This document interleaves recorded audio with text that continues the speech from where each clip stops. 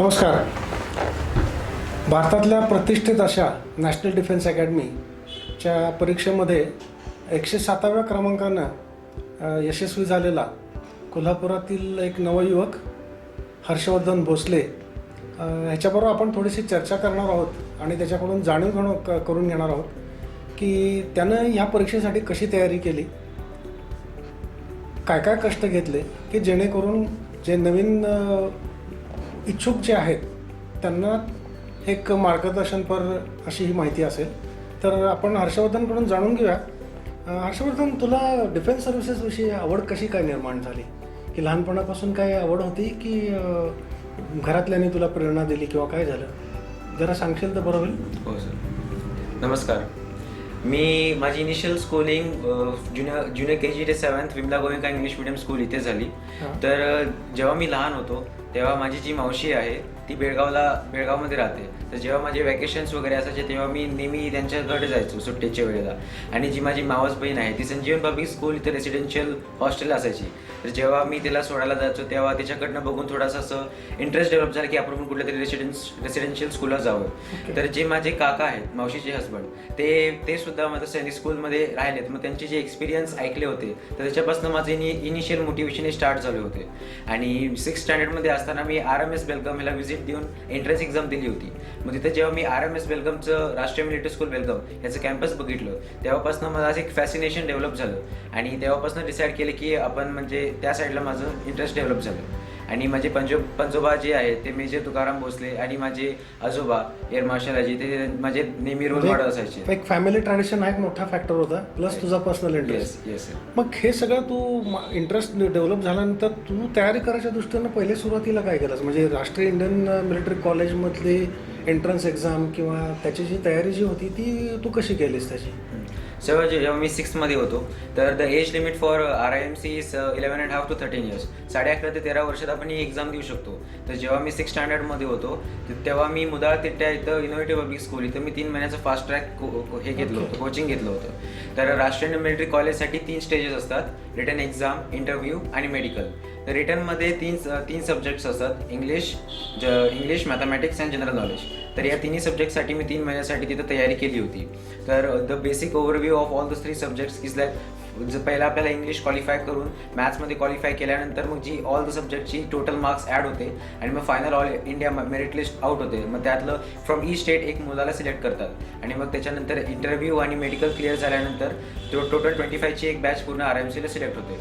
तर म्हणजे RIMCला सिलेक्शन झालं तर फक्त महाराष्ट्रातनं तुझं एकट्याचंच झालं. येस. ही निश्चितच चांगली गोष्ट आहे. पण एकंदरीतच RIMCमध्ये जाण्याचा तुझा इंटरेस्ट का होता आणि तिथे गेल्यामुळे तुला एक्झॅक्ट कसा त्याचा बेनिफिट मिळाला? की फक्त NDAसाठीच तयारी करून घेतली की ओव्हरऑल तुझी पर्सनॅलिटी डेव्हलपमेंट किंवा तुला काय फरक वाटतं की शाळेत असतानाच हर्षवर्धन भोसले आणि RIMCमध्ये गेलेला हर्षवर्धन भोसले ह्यामधला ट्रान्सफॉर्मेशन कसं आलं आणि म्हणजे तयारी कशी झाली तुझी NDAसाठी? जी स्कूलमध्ये मी होतो आणि जे RIMCने मला कन्वर्ट केलं त्यामध्ये भरपूर ह्यूज गॅप होता.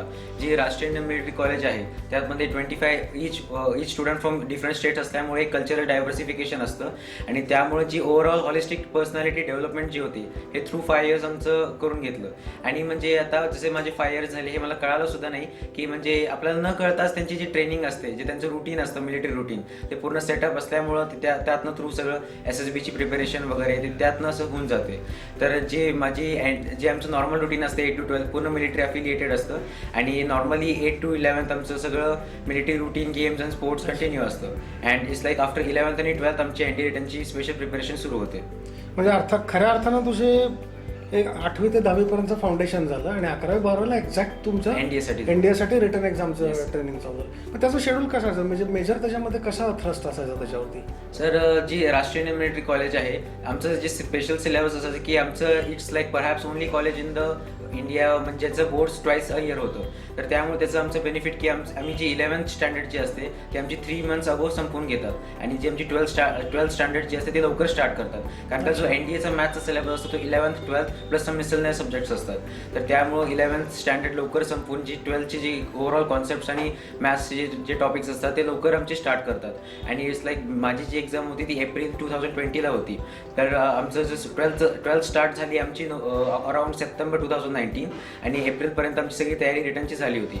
प्लस जी आमची 8 to 10th आमची जी सोशल स्टडीजची जी सब्जेक्ट्स होते इंग्लिश अँड सोशल स्टडीज, तर त्यामुळं आम्हाला जनरल एबिलिटी टेस्ट जी NDAमध्ये वेरियस 2 सब्जेक्ट जे आहेत मॅथमॅटिक्स आणि जनरल एबिलिटी टेस्ट, तर त्यासाठी त्यासाठी आम्हाला भरपूर त्यात हेल्प झाली. तर मॅथ्सचं जे टॉपिक होतं ते maths is a subject like we cannot keep, म्हणजे शेवटच्या महिन्यापर्यंत आपण करू नाही शकत. त्यामुळं तो एक बेनिफिट मिळाला RIMC मधून की आमचं लवकर मॅथ्स संपवलं. तर त्यानं आमची कॉन्सेप्ट वगैरे स्ट्रॉंग झालं आणि जी जनरल एबिलिटी टेस्ट आहे ती आमची 8 पासनं UPSC इंग्लिश वगैरे अशी प्रॅक्टिस होत होती. म्हणजे आता जे NDAसाठी जे तयारी करतील त्यांच्यासाठी तुझं सजेशन राहील की त्यांनी मॅथ्सवरती जास्ती फोकस केला पाहिजे. सर असं हेच होता की मॅथ्स जेवढा लवकर होईल तेवढं म्हणजे it's better. And the basic push the basic factor which gives a push in NDA is the general ability test. कारण का मॅथ्समध्ये जसं आपण बघेल तर एक क्वेश्चनला आपल्याला 2.5 मार्क्स मिळतं, कारण जनरल एबिलिटी टेस्टमध्ये for 1 question we get 4 marks. तर माझी बेसिक सजेशन अशी असेल की जेवढा लवकर आपल्याला मॅथ्स सगळे कॉन्सेप्ट्स आणि सगळे लेसन्स कंप्लीट करता येईल तर ते लवकर कंप्लीट केले तर आपल्याला एक बेनिफिट होतो. आणि प्लस आपला जो मेन टॉपिक ऑफ स्कोरिंग आहे तो जनरल एबिलिटी टेस्ट असावा, कारण का जो आपण म्हणतो की त्यात 50 क्वेश्चन्स इंग्लिश, 25 अराउंड फिजिक्स आणि रेस्ट 10+15 हे सायन्सचे असतात. त्यामुळे it's a subject in which we can score very वेल.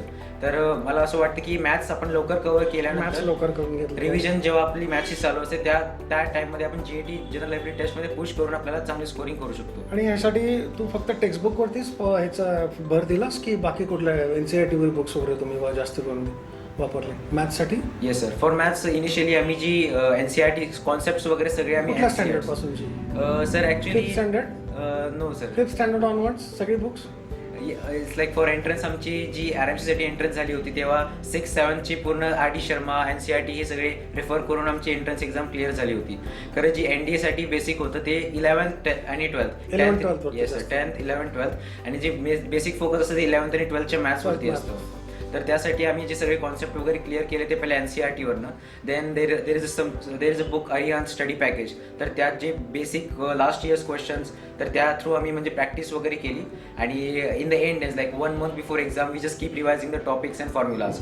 आणि इन दॅट मीन वाईल जेव्हा आम्ही रिव्हिजन करत असतो तेव्हा general ability test at the same time आम्ही पुश केलो. तर आणि बेसिक जे सब्जेक्ट्स आहेत जसं आपण म्हणतो English, science and general knowledge ह्याची तयारी 8 पासनं केली. आता ही जी रिटर्नची एक्झाम तू तयारी केलीस ना आणि अपियर झालास, म्हणजे जसं फर्स्ट अटेम्प्टमध्ये तू RIMC एक्झाम क्लिअर केलीस तसंच रिटर्न एक्झाम पण फर्स्ट अटेम्प्टमध्येच केलीस तू. त्यामुळे एक प्रिपरेशनचा किती मोठा हे होतो हे तू सगळ्यांना सांगू शकशील की जे तयारी करतात त्यांना. Yes sir. आणि त्याच्यानंतर फर्स्ट अटेम्प्टमध्येच तुझा SSB पण क्लिअर झाला. तर तुमचा SSB म्हणजे सर्व्हिसेस सिलेक्शन बोर्ड ह्याच्यासाठी तुमच्याकडनं काय स्पेशल तयारी करून घेतली का तुमचं जे रुटीन होतं त्यातच तुमची SSBची तयारी झाली? येस सर, आता ह्याच्यासाठी सांगायचं म्हटलं तर जेव्हा आमचं 8 to 12th स्कूलिंग झालं राष्ट्रीय इंडियन मिलिटरी कॉलेजमध्ये तर जो रुटीन होतं हे न कळत आम्हाला म्हणजे जी आमची जी रुटीन असते ज्यात आमची पब्लिक स्पीकिंग, ग्रुप डिस्कशन्स यात आमचं ओव्हरऑल कम्युनिकेशन आणि म्हणजे स्पीकिंग तुम्हाला स्पेशल प्रिपरेशन करायला लागले नाही तर तुमचं जे डे टू डे तुमचं जे रुटीन असायचं त्यातूनच तुमचा हा SSB साठीचं प्रिपरेशन तुमचं झालं. म्हणजे लेक्चर ॲटमॉन्टर्स, ग्रुप डिस्कशन असेल, ग्रुप प्लॅनिंग एक्सरसाइज असतील हे ऑटोमॅटिक त्यातून तयार होईल. आणि जे आमच्या कॉलेजमध्ये जे ज्युनियर सिनियरचे रिलेशन बॉन्ड असतं जे आम्हाला सिनियर्स ग्रूम करतात त्यात ते कसं overall officer like qualities, leadership qualities असं म्हणजे स्टार्ट त्याला असं पुश मिळतं हे सांगण्यात जरी हरकत नाही असं आमचं स्टार्ट होतं. आणि जी बेसिक आम्हाला जी ओव्हरव्ह्यू असते की SSB मध्ये काय असतं, आमच्याकडनं काय एक्सपेक्ट झाली असते ही आमची मेन तयारी 12th मध्येच होते.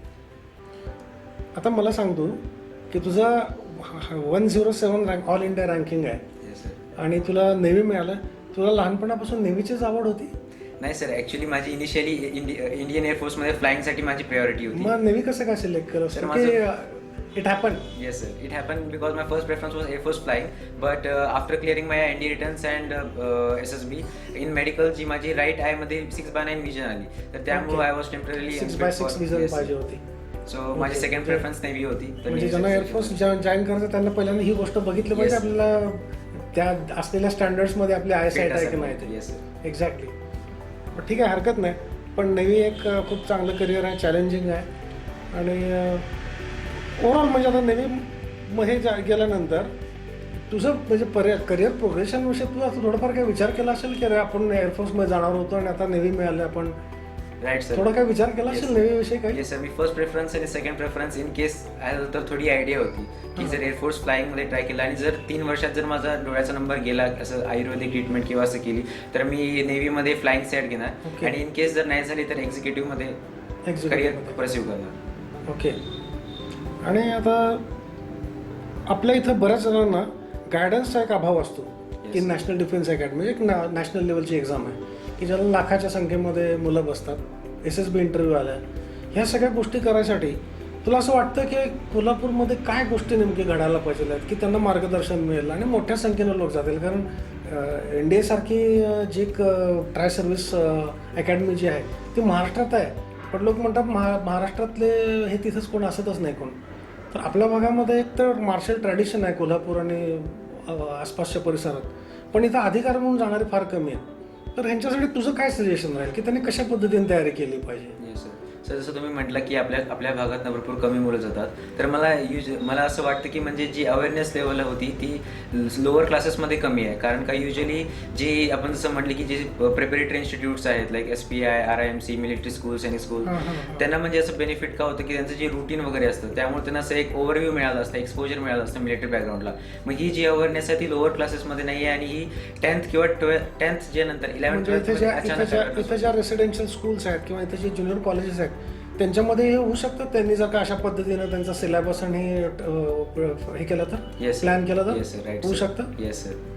तर त्याच्यासाठी म्हणजे कसं की एक आपले जे हे असतात की एक गोल सेट करून आपलं स्टडी प्लॅन हे सगळं आणि फ्रॉम फ्रॉम लोअर क्लासेस जे नॉर्मल आपली awareness level, some small habits like reading newspapers, power of expression, communication skills हे थोडे म्हणजे स्टार्टिंगपासून क्लासेसमध्ये डेव्हलप. पॉवर ऑफ एक्सप्रेशन बोललास त्यामुळं मी निश्चितच बोलेन की आपल्या इथं संभाषण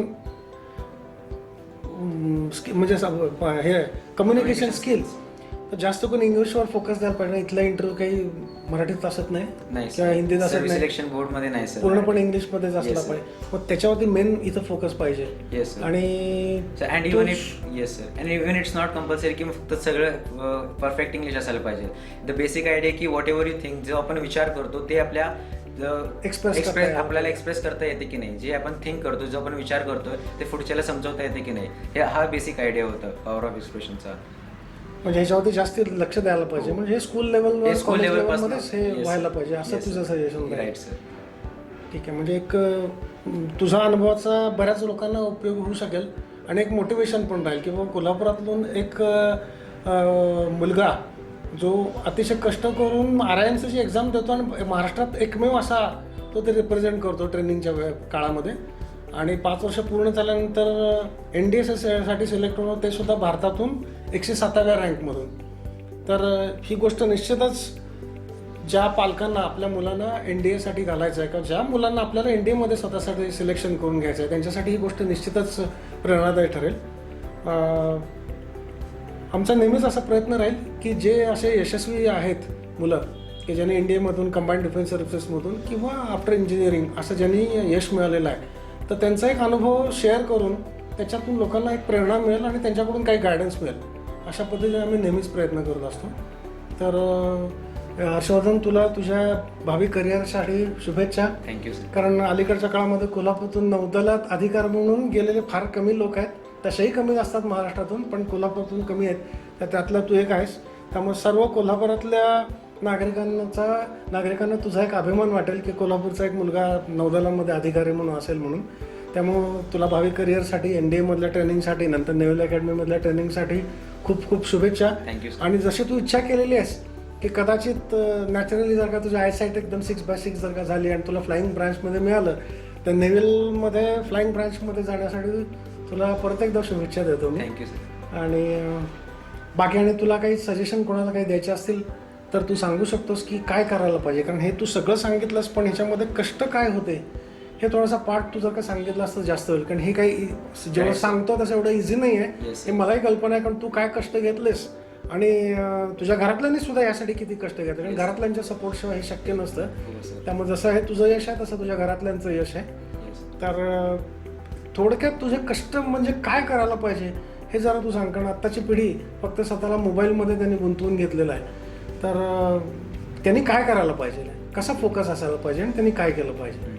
तर जी NDAसाठी जर नॅशनल डिफेन्स अकॅडमीमध्ये 3 स्टेजेस जे आहेत, जी पहिला written exam, then service selection board. तर जसं मी आधी सांगेल की बेसिक स्कूलिंग लेवलपासून जर आपली कम्युनिकेशन स्किलमध्ये आपण टच राहिलो तर ते SSBमध्ये लॉंग टर्म प्रॉब्लेम नाही होणार. खरं जे आपण आता रिटर्नसाठी जर तयारी करायची म्हणली तर hard work as well as that factor of smart work is आणि रिक्वायर्ड. 2-3 वर्ष बाकीच्या सगळ्या ऍक्टिव्हिटीला दुर्लक्ष करायचं. Yes. जे असेल ते स्पोर्ट्स आणि Yes, sir. अकॅडमिक ह्याच्या त्यानंतर- पलीकडे बाकी कुठल्याही गोष्टी Yes, sir. You should be like, you should be all rounder personality.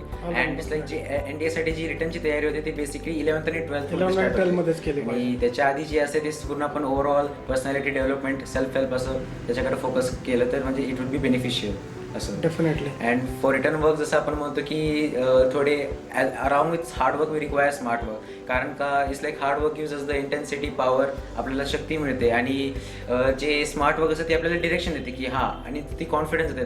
दोन्हीचा कंबाईन जो इफेक्ट असतो तो आपल्याला फायनल डे एक्झामिनेशनसाठी कॉन्फिडन्स मिळतो आपल्याला आणि त्यांना म्हणजे त्याचा फायदा सुद्धा होतो फायनल डे. तर हा हार्डवर्क आणि स्मार्टवर्कचं महत्त्व सांगणारा हर्षवर्धन भोसले, त्याला परत एकदा आपण शुभेच्छा देऊया. धन्यवाद.